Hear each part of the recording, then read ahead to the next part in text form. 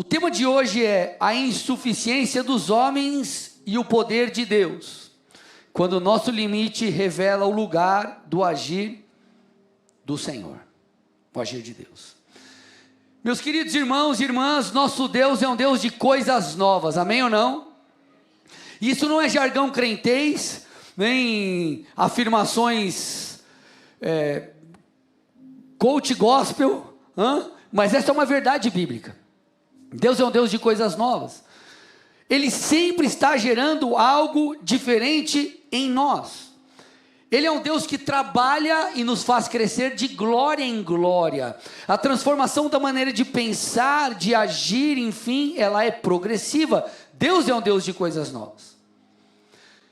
Se nós pararmos para fazer uma análise sincera da nossa vida, nós perceberemos que em meio ao dia a dia, à rotina, mês a mês, semana após semana, o Senhor está trabalhando em mim e em você, para que nós sejamos transformados e mais parecidos com Ele.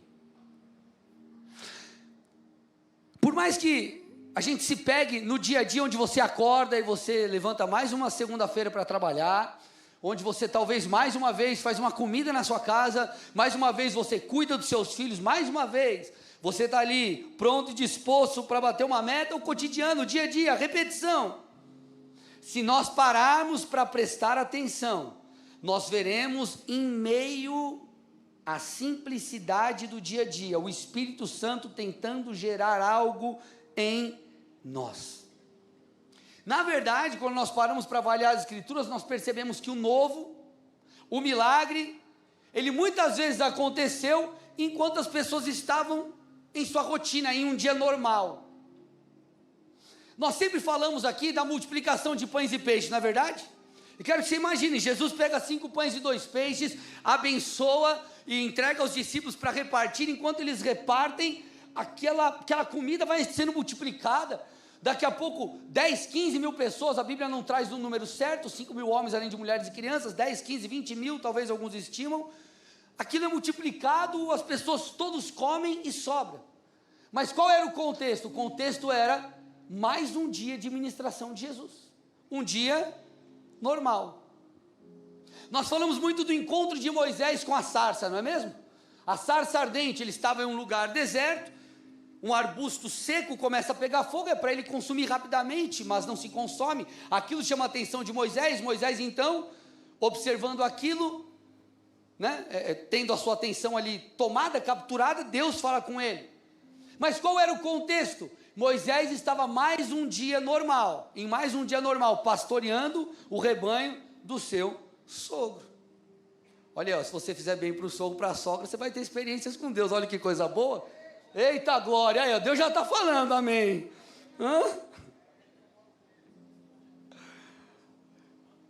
Qual era o cenário de crescimento espiritual, gente, da igreja primitiva?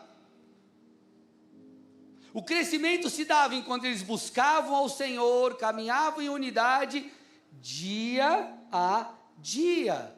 O texto diz, enquanto eles faziam isso, o Senhor acrescentava mais um dia normal. O que eu estou tentando te dizer é, Deus sempre está em movimento.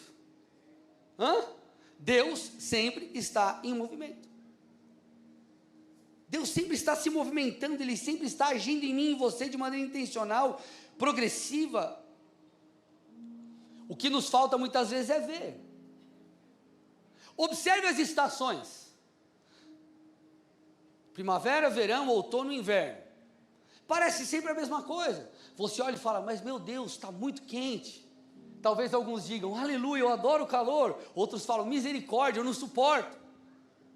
Aí daqui a pouco chega junho e todo mundo começa a se preparar para o frio. Você tira aquele casaco do armário, você tira aquele cobertor, e vai mais um ano, mais um inverno, mais um verão, mais uma primavera.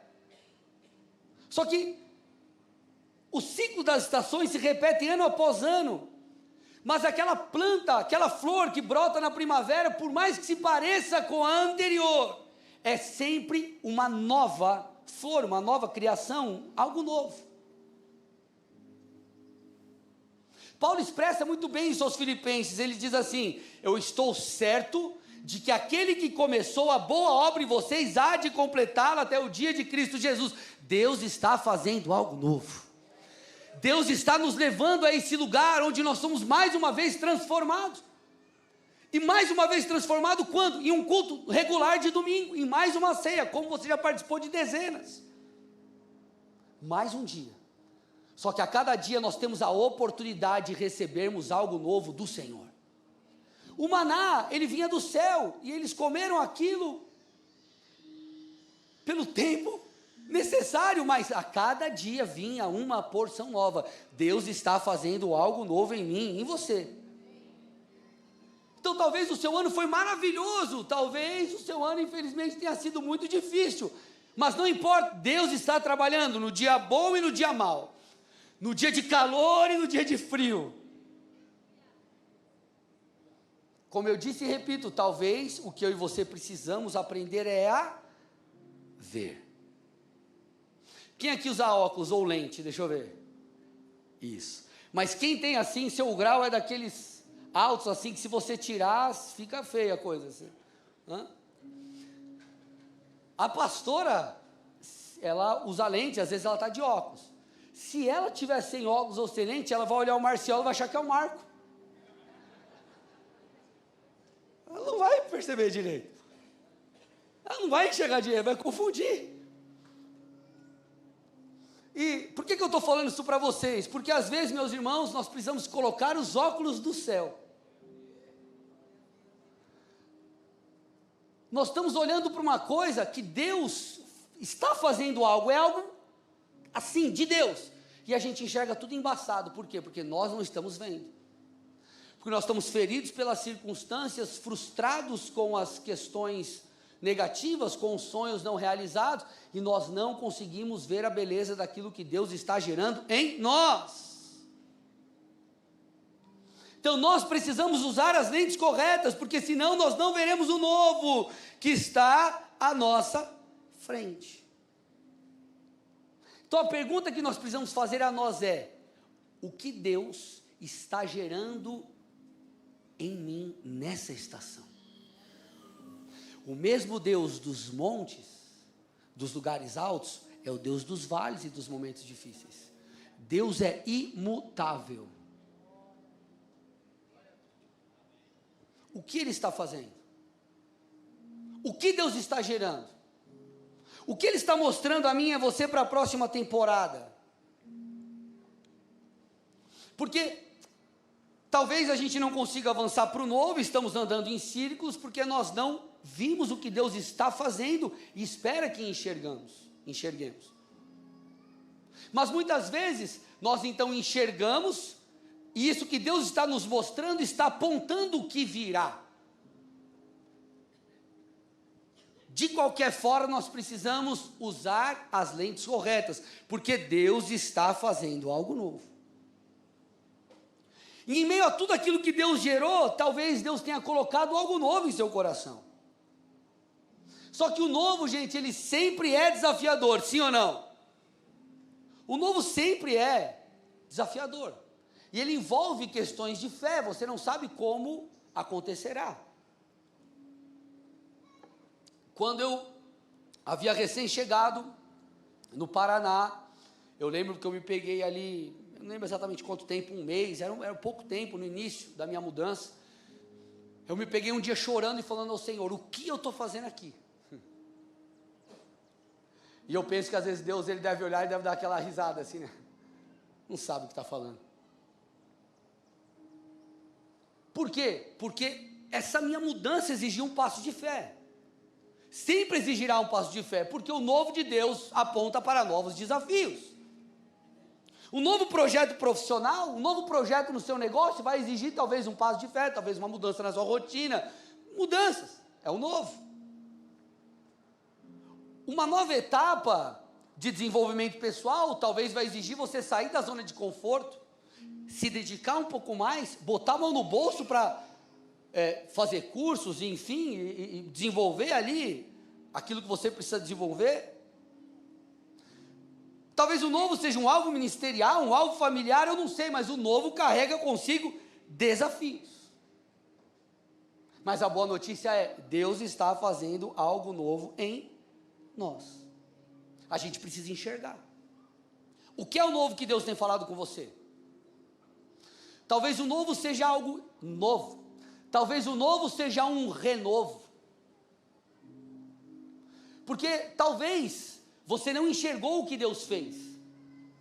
E o que Deus está fazendo é algo no seu coração para que você seja renovado no propósito que Ele já te deu. Mas ainda que você esteja abatido, frustrado, prostrado, sem forças, Ele pode te renovar para que você continue. Deus está fazendo algo novo. E o novo muitas vezes envolve um renovo. Só que o novo carrega consigo desafios.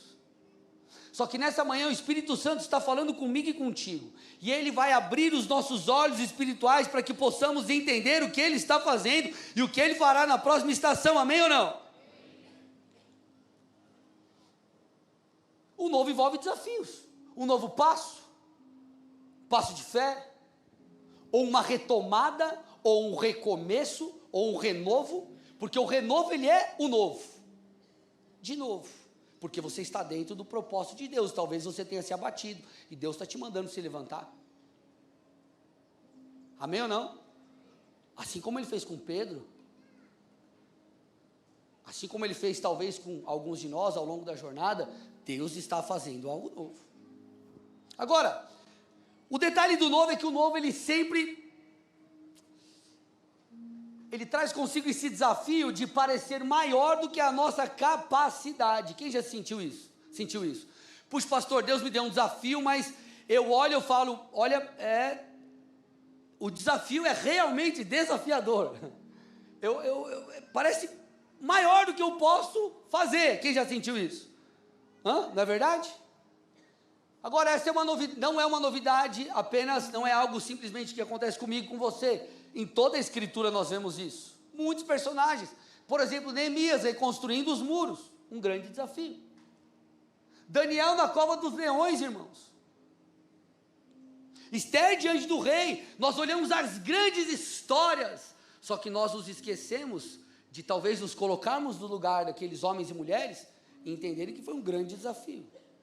Então o novo ele carrega em si uma empolgação, mas ao mesmo tempo um sentimento de inadequação. Uau! Aí do outro lado é Jesus amado, né? Na frente você está lá, vamos lá! Você está lá na tua equipe, lá na tua empresa, vamos embora! Aí você vai para o seu escritório, fecha a porta e fala, Jesus tem misericórdia, por favor. Então é um misto de, que coisa incrível, com como isso será possível. Não é mesmo, irmãos? Olha que interessante, quando nós olhamos para o relato, quando Deus enviou um anjo para falar com Maria, ela teve esse sentimento, de que ela daria luz ao Filho de Deus. Abra comigo Lucas capítulo 1, versículos 26 a 33. Olha lá. 26 a 33. No 6º mês, o anjo Gabriel foi enviado por Deus a uma cidade da Galiléia chamada Nazaré, a uma virgem que estava comprometida a casar com um homem da casa de Davi, cujo nome era José. A virgem se chamava Maria. E aproximando-se dela, o anjo disse, salve agraciada, o Senhor está com você. Ela, porém, ao ouvir essa palavra, perturbou-se muito e pôs-se a pensar no que poderia significar essa saudação.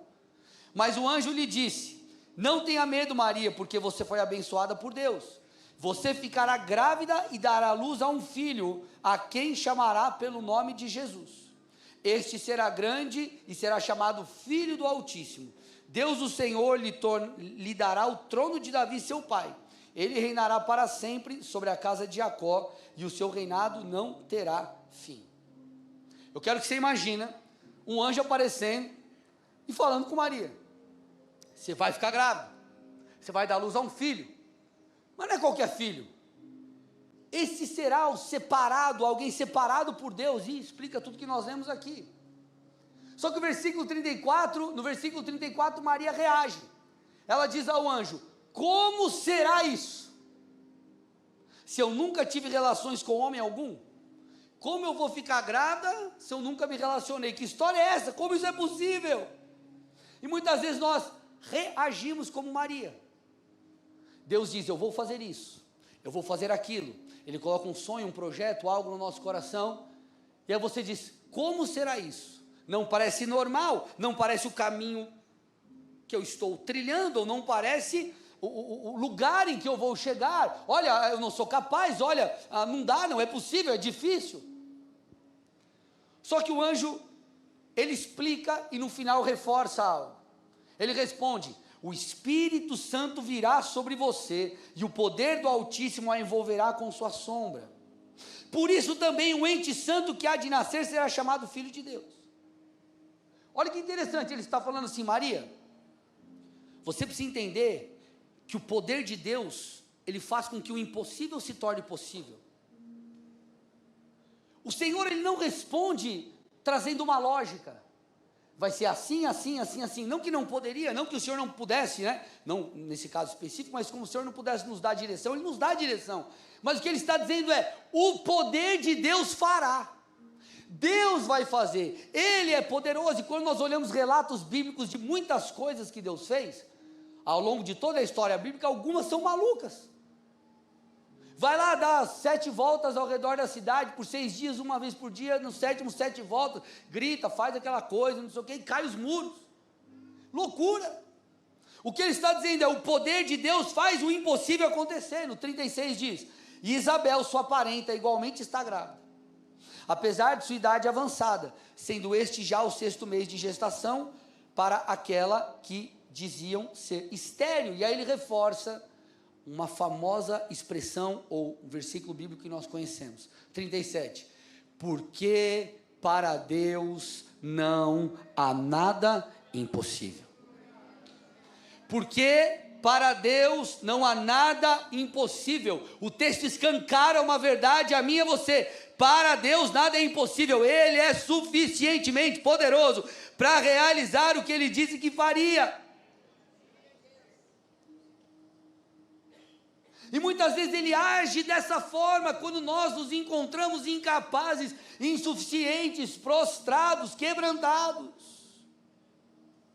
Escute, meus irmãos, é justamente na insuficiência humana que o poder de Deus se manifesta. Esse é o lugar apropriado.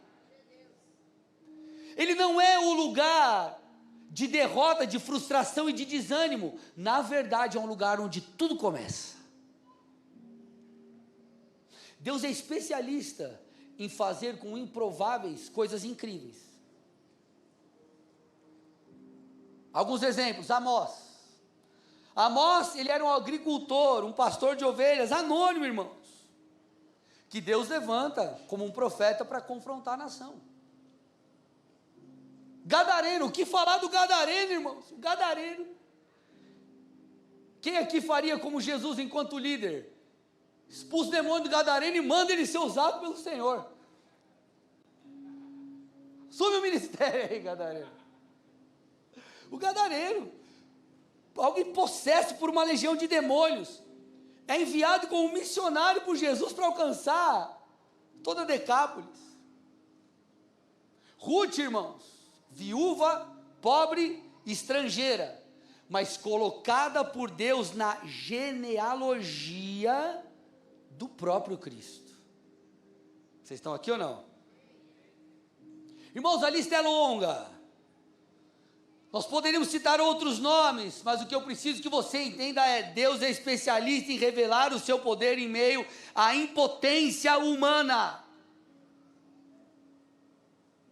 Deus, Ele não se intimida pela nossa fraqueza, na verdade Ele a usa para mostrar quem Ele é. Espiritualmente falando, a fraqueza é um lugar de força. Quando nós agimos da maneira certa, é o que nós vamos falar aqui. A fraqueza não é um lugar de derrota, mas é onde começa a intervenção divina. Vocês estão prontos para ouvir o que segue agora? Vamos embora? Olha o que Paulo fala em 2 Coríntios 4, versículo 7. Temos, porém, este tesouro em vasos de barro, para que se veja que a excelência do poder provém de Deus e não de nós. Ele está falando do Espírito em nós, do Senhor em nós. Na antiguidade, meus irmãos, vasos de barro eram recipientes comuns, baratos, facilmente quebráveis, só que eles guardavam objetos de valor. Só que o que tinha valor era o que estava dentro do vaso e não o vaso em si. Então o que Paulo está falando é que Deus escolheu usar e derramar a sua glória, a sua presença em pessoas frágeis, comuns, como eu e você. A glória não está em mim nem em você, a glória está nele, é por ele, mas ele escolheu por seu amor nos usar. Então, o palco da manifestação gloriosa de Deus é justamente na fragilidade humana. O mesmo João Batista que pregava com veemência no deserto é aquele que em certo momento questiona: será que esse mesmo é o Messias? E aí, escute, a fragilidade humana é o lugar onde Deus revela a sua força. Por isso que Paulo também diz em outros textos, 1 Coríntios 27 a 29, 1 Coríntios 1, 27 a 29, pelo contrário, Deus escolheu as coisas loucas do mundo para envergonhar os sábios, e escolheu as coisas fracas do mundo para envergonhar as fortes. E Deus escolheu as coisas humildes do mundo e as desprezadas e aquelas que não são, para reduzir a nada as que são, a fim de que ninguém se glorie na presença de Deus. Esses textos não nos eximem de crescer, de buscar desenvolvimento, de procurar melhorar, desenvolver o nosso chamado, nossa carreira, nossas virtudes, nossas habilidades, tudo isso faz parte. E muitas vezes nós não chegamos lá porque nos falta algo. Mas espiritualmente, quando nós olhamos para esses textos, nós precisamos entender que essa é uma boa notícia. Deus escolhe muitas vezes quem não é para revelar o seu poder. Deus tira aqueles que estão num lugar talvez escondidos e coloca em lugares altos para que a glória seja dele. Deus é poderoso para fazer. Na segunda carta aos Coríntios, capítulo 12, 9 e 10, Paulo disse: então ele me disse, ele contando aqui, explicando, abre aspas, a minha graça é o que basta para você, porque o poder, olha lá, se aperfeiçoa na fraqueza. Uau, olha lá. De boa vontade, olha o que Paulo diz. Aí ele explica: de boa vontade me gloriarei nas fraquezas, para que sobre mim repouse o poder de Cristo. Por isso sinto poder nas fraquezas, sinto prazer nas fraquezas, nos insultos, nas privações, nas perseguições, nas angústias, por amor de Cristo, porque quando sou fraco, então é que sou forte. Paulo não está apenas fazendo um jogo lindo e belo de palavras aqui para tocar o meu e o seu coração. O que ele está tentando dizer a mim e a você é que os grandes desafios, aqueles que parecem maior do que a nossa capacidade, são na verdade uma grande oportunidade. Uma grande oportunidade para Deus revelar o seu poder. Sabe qual é o problema, irmãos? Muitas vezes nós desanimamos porque nós olhamos mais para a terra, ou para nós, do que para o céu. Nós nos esquecemos da grandeza do Deus a quem servimos. Nós nos esquecemos da graça que está à disposição da igreja. Mas, quando os nossos olhos se voltam para Deus em quebrantamento, humilhação, dependência, Deus revela a sua glória. Perceba os reis de Israel. Você via alguns deles diante de um cenário de tamanha perseguição e talvez diante da destruição da nação por causa dos inimigos, ou de perder batalhas, eles buscam a Deus. Eles procuram um profeta. Porque entrando em um lugar de humilhação e de quebrantamento é onde nós veremos a ação de Deus.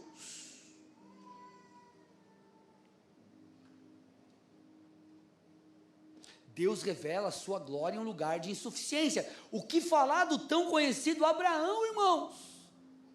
Ele e sua esposa, um casal de idosos, vivem a promessa de ter um filho, e da sua descendência viria uma nação. O que falar de Gideão? Gideão já tinha suas questões emocionais, de falar, puxa vida, eu sou o menor, como que vai acontecer? E Deus manda ainda reduzir o exército. Então com 300 homens ele ganha, ele vence uma batalha com centenas de milhares. Então Deus usa uma pessoa com seus desafios emocionais, e o encoraja, o transforma obviamente, com um exército pequeno, e mal equipado, porque eles tinham trombetas e cântaros, e dessa forma traz vitória. Irmãos, esse é o nosso Deus, esse é o nosso Deus sobrenatural, e o Deus do impossível. O que falar de Lázaro, gente, estava morto, mas Deus então, Jesus então, o ressuscita. O que eu preciso que eu e você entendamos nessa manhã é: a glória de Deus é revelada justamente na insuficiência humana. Sabe o que essa palavra precisa gerar em mim e em você? Fé e esperança. Fé e expectativa, porque Deus pode fazer algo novo. Ele pode apontar algo novo, Ele pode renovar aquilo que estava sem vida, Ele pode trazer vida àquilo que estava morto. Ele está fazendo algo novo.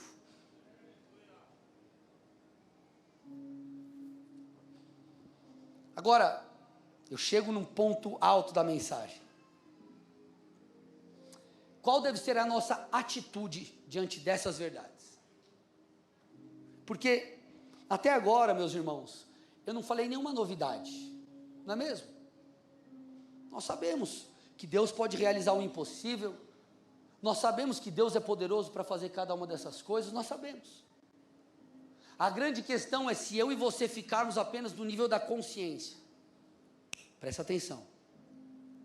Nós não recebemos o poder de Deus muitas vezes porque nós ficamos apenas no nível da consciência. Não basta nós simplesmente entendermos, puxa, é verdade, olha, Deus pode fazer, olha, é verdade, na insuficiência humana, na minha incapacidade, Deus age. Nós precisamos entrar em um lugar onde nós rasgamos o nosso coração, onde nós nos humilhamos, onde nós nos quebrantamos e oramos.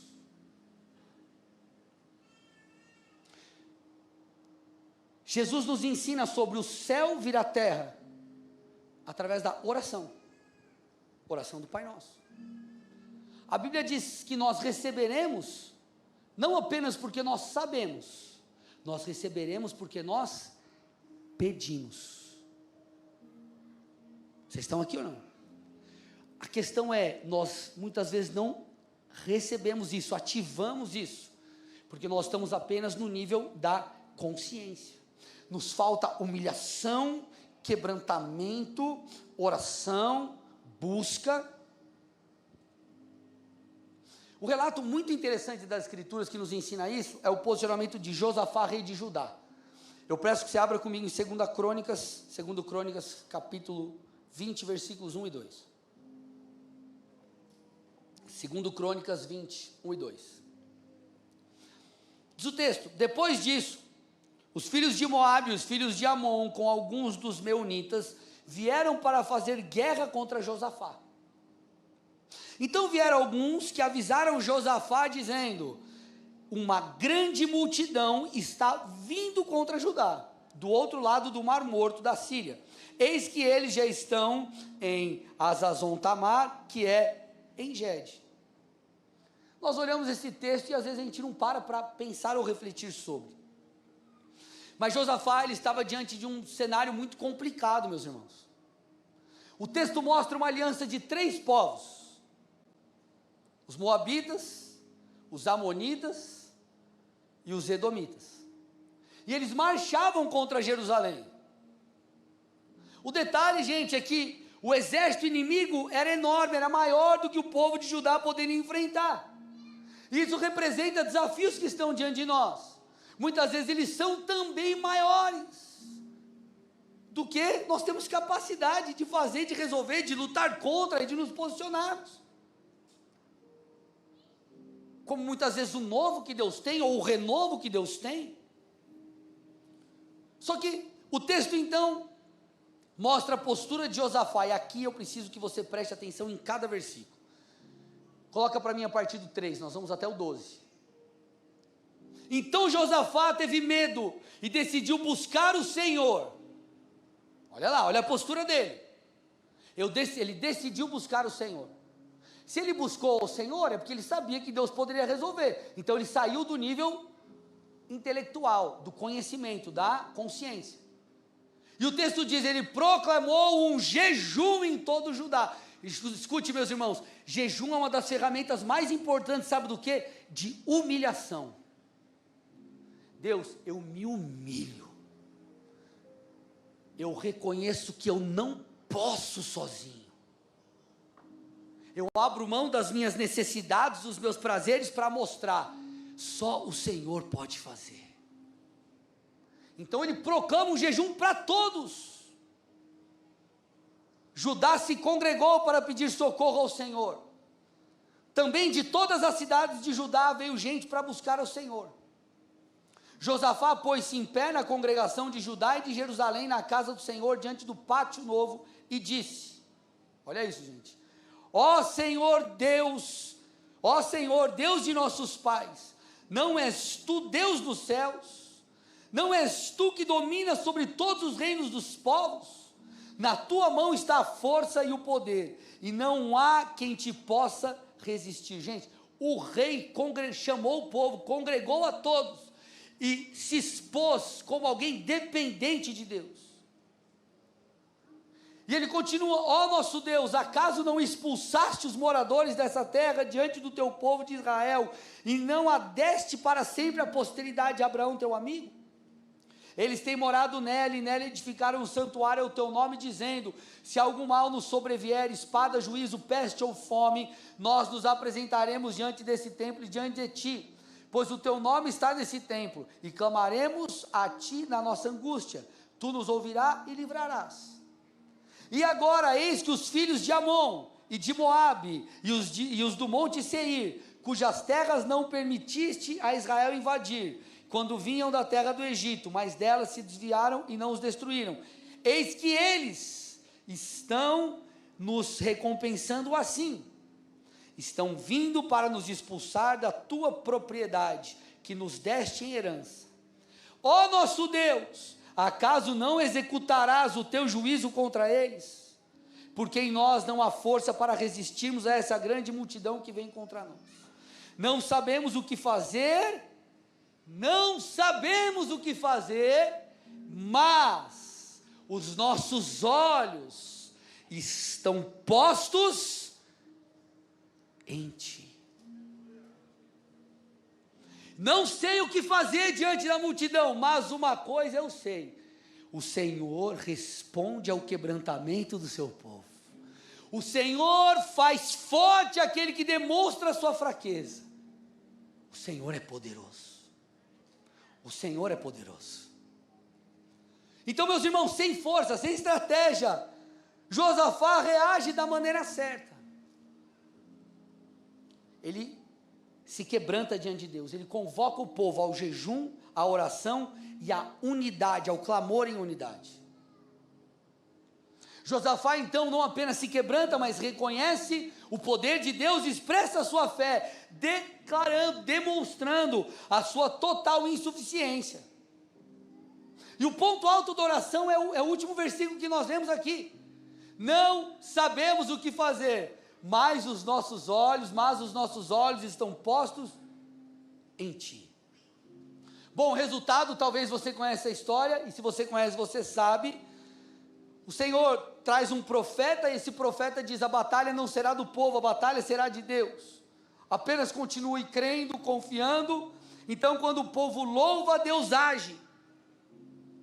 Deus confunde os inimigos, que eles começam a lutar uns contra os outros e se destroem mutuamente. Olha o que diz o texto, 21 a 24. Depois de se aconselhar com o povo, Josafá designou os que deveriam cantar ao Senhor. Vestidos de ornamentos sagrados e marchando à frente do exército, deveriam louvar, dizendo: deem graças ao Senhor, porque a sua misericórdia dura para sempre. No momento em que eles começaram a cantar e a dar louvores, o Senhor pôs emboscadas. O Senhor pôs emboscadas contra os filhos de Amon, o próprio Deus, e de Moabe e os do monte Seir, que vieram contra Judá e que foram derrotados. Porque os filhos de Amon e de Moabe se levantaram contra os moradores do monte Seir para os destruir e exterminar. E quando eles tinham acabado com os moradores de Seir, atacaram e destruíram-se uns aos outros. 24. Quando os homens de Judá chegaram a um lugar alto de onde se pode olhar para o deserto, procuraram ver a multidão, e eis que somente avistaram cadáveres estendidos no chão, não havia nenhum sobrevivente. Meus irmãos, Judá vence sem levantar a espada. Eles recolhem abundantes despojos e voltam para Jerusalém celebrando. A história de Judá não deve ser apenas uma história distante, através da qual nós exaltamos o nome do Senhor. Ela pode ser uma história semelhante com a minha e com a sua. Nós precisamos olhar para aquilo que Deus fez, para a postura do povo, e devemos fazer o mesmo. Eu sei quem Deus é, mas eu não fico apenas no nível de consciência. Eu me prostro, eu me humilho, eu entro em um lugar onde Deus vai mudar todas as coisas através do meu quebrantamento, da minha oração e da minha adoração. Muitas vezes, meus irmãos, é como se Deus fechasse todas as portas, para que a gente entrasse apenas por uma, que é a porta daquele quarto fechado onde ninguém te vê, mas Deus está te vendo. E ali naquele lugar onde você se humilha, você se prostra, você clama, aquele lugar que parece o lugar da humilhação diante dos homens, na verdade é o lugar da humilhação diante de Deus, porque é nesse lugar que Deus muda tudo. Agora, qual será a nossa postura diante do novo? Eu sei, Deus, que é difícil, mas eu sei que o Senhor é poderoso, e apenas isso? Ou será que nós vamos entrar nesse lugar onde nós vamos nos quebrantar, porque é ali que nós recebemos o poder de Deus, é ali que nós somos tocados, é ali que tudo muda. Por mais que a insuficiência humana demonstre uma fraqueza, a insuficiência humana não é uma falha, na verdade é o ponto de partida para o milagre, porque falar das grandes coisas que Deus quer fazer, e achar que nós somos bons o suficientes, irmãos, isso nada mais é do que orgulho. Só que o orgulho nos abate, e a humildade faz com que Deus se mova. Então, se nós queremos ver Deus agindo diante do novo, ou se nós queremos ver Deus trazendo um renovo, o que nós precisamos é nos humilhar. E essa humilhação, ela precisa vir de dentro, gente. Ela precisa vir de um lugar de quebrantamento, um lugar onde nós entendemos que nós realmente precisamos dele. Jesus disse: sem mim vocês não podem fazer nada. Nada que diz respeito à frutificação, nada que diz respeito à ação que Deus quer, o que Deus quer fazer através de nós, conseguiremos por nós mesmos.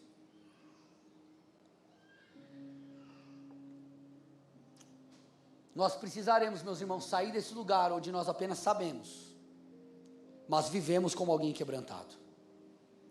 Muitas vezes nós vamos precisar nos ajoelhar, nos quebrantar, nos humilhar.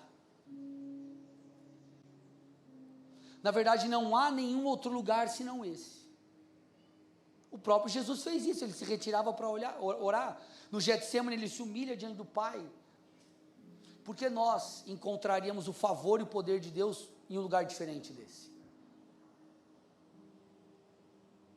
Talvez em alguns momentos você vai conseguir apenas chorar diante de Deus, Porque talvez você não saiba nem como expressar em palavras o quanto você precisa dele. Só que é justamente nesse lugar de quebrantamento que nós vemos a intervenção do alto. Então, meus irmãos, escute, será que nós vamos entrar em mais um ano fazendo as nossas metas, os nossos objetivos? Está tudo bem com isso, porque eu faço também.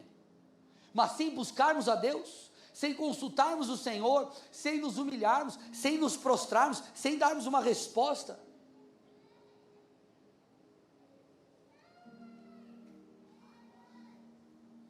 Ah, pastor, mas Deus sabe do nosso coração. Tudo bem, Deus sabe do nosso coração, mas Ele manda eu e você fazermos coisas práticas. Muitas vezes, para alguns, o se ajoelhar é tentar se aparecer diante dos homens. Para outros, o se ajoelhar, e aqui está o ponto, é o maior sinal de rendição do seu coração, porque você não sabe mais o que fazer. Será que nós vamos terminar mais um ano e entrar mais um ano de uma forma qualquer, só sabendo o que Deus pode fazer ou buscando o poder de Deus para que Ele faça? Vivendo mais uma vez uma rotina muito louca, onde nós não permitimos enxergar o que Deus fez? Deixando Deus talvez como segundo, terceiro na fila da nossa vida ou como primeiro? Porque Josafá estava diante de uma situação que ele precisava de socorro. Só que a mesma dependência de Deus para o socorro é a dependência que nós precisamos ter para fazer coisas que Ele nos manda fazer. A dinâmica é a mesma. Atos 1:8, você conhece o texto, mas eu quero trazer talvez de uma perspectiva que você não tenha visto ainda. Jesus já ressurreto, fala com os seus, ele diz assim: vocês serão minhas testemunhas, tanto em Jerusalém, como em toda a Judéia, Samaria até os confins da terra. Deus dá uma comissão, ok? Nós vemos ali Mateus 28, já comissionando, nós vemos aqui de novo Atos 1:8, e isso, gente, parecia impossível, porque você olha hoje, você fala, nossa, hoje ser evangélico é legal, né? Lá atrás, antes não, hoje é legal, galera, pô, o cara é bacana, o cara tem uns posicionamentos aí, meio conservadores, que legal.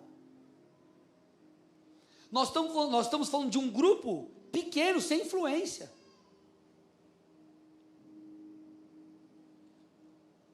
Aqueles que estavam no cenáculo, 120 que recebeu, nenhum deles era um líder político, um líder militar, alguém que tinha talvez aí 5 milhões de seguidores no Instagram, mais uns 3 milhões no YouTube. Então, como essa expansão, gente, não tinha carro, avião, helicóptero, tudo bem? Na velocidade que nós temos hoje. Eles viviam, como eu disse, em um contexto hostil. Havia perseguição dos judeus, a perseguição romana. A mensagem do evangelho, ela era perigosa, por isso que Paulo, ou melhor, por isso que Jesus foi morto, por isso que muitos líderes ali na igreja primitiva foram mortos. Como fazer isso? Parece inconcebível. Então a ordem de Jesus, vocês serão minhas testemunhas, Atos 1:8, Jerusalém, Judéia, Samaria e até confins da terra, parecia impossível, mas aconteceu. Jerusalém foi alcançada, Judéia e Samaria foram impactadas, o evangelho chegou ao mundo gentil e até os confins da terra, como hoje se vê. Mas a grande pergunta é, como isso foi possível? Ah, pastor, eles receberam o poder de Deus, ok, a gente vai chegar lá, mas qual foi a postura deles? Qual foi a postura?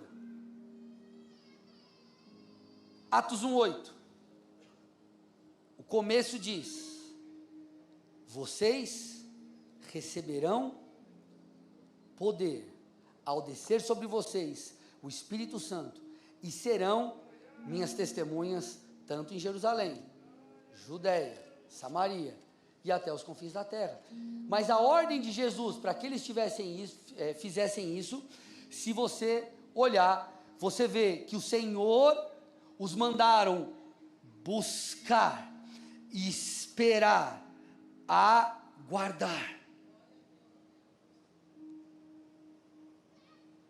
Quando vai vir o reino? Vocês não sabem o tempo. Esperem.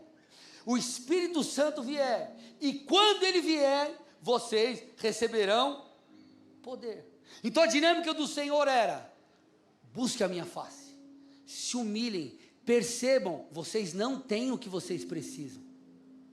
Percebam, a habilidade de vocês não é suficiente. Percebam, a sabedoria que vocês têm não é suficiente. Vocês não podem fazer na força humana. Então eles tiveram que esperar e se quebrantar.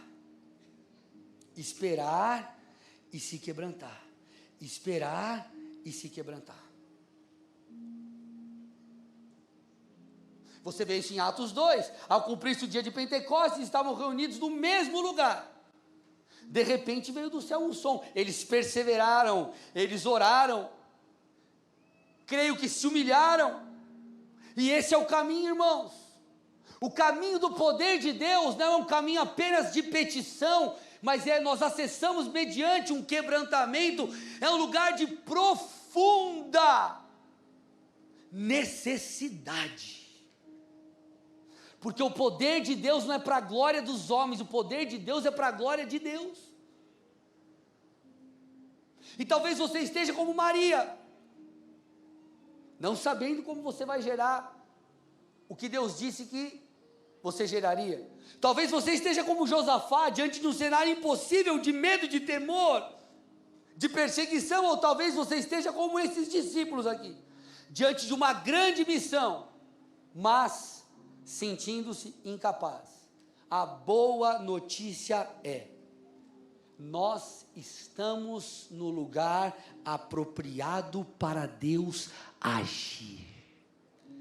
Quando nós chegamos nesse lugar, onde nós não temos nada senão Deus, quando nós chegamos nesse lugar de profunda consciência e quebrantamento interior, é aí, meus irmãos, que nós entramos nesse lugar onde o poder de Deus se manifesta.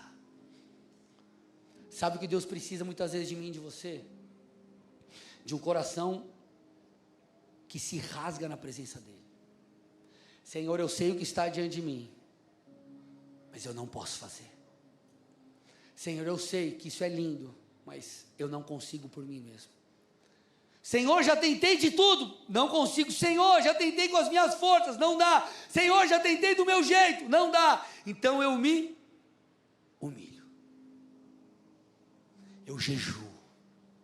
Eu me arrependo. Eu oro. Eu busco. Eu peço. Então algo acontece. De repente, diz Atos 2, de repente, veio do céu algo. De repente. É de repente, irmãos. No contexto natural. Mas você sabe o lugar que você entrou de quebrantamento para receber isso. Você sabe o quanto você se humilhou. E talvez nos falte isso. Talvez nós estejamos cheios de boas intenções para aquilo que virá. Mas nós ainda não rasgamos o nosso coração diante de Deus. Talvez nós tenhamos muita sabedoria e muitas boas ideias que inclusive vieram do alto. Mas talvez nos falte apresentar o sacrifício necessário, que é o sacrifício do nosso coração. Louvor, vem aqui. Eu não sei você, mas eu estou cheio de expectativa para aquilo que virá. Mas ao mesmo tempo, meus irmãos, eu sei que eu não posso.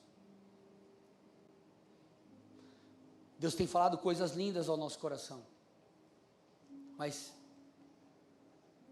eu sei que talvez eu deveria me mostrar forte, mas eu quero me mostrar fraco, porque eu sei que eu não consigo. Eu preciso tanto de Deus, eu preciso tanto da presença dEle, eu preciso tanto da graça dEle, eu preciso tanto que Ele me faça forte nas minhas fraquezas. Eu preciso tanto que Ele me dê a sabedoria que eu ainda não tenho. Eu preciso tanto que Ele derrame o poder que nós ainda não acessamos. Eu preciso, eu sei que você também. Mas qual será a nossa resposta, irmãos? Será que a gente vai fechar para balanço mais um ano e, ok, nós vamos rever coisas, projetar outras?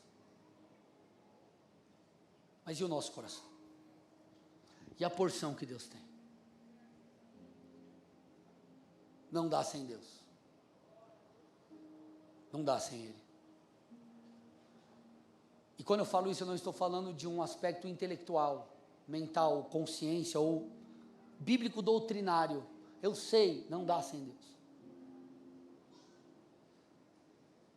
A grande questão é, eu não apenas sei, mas eu tenho a convicção no meu interior que é impossível e eu realmente preciso acessar um lugar nele. Mas a boa notícia é, quando nós nos apresentamos com a fraqueza humana, Deus então revela a sua força.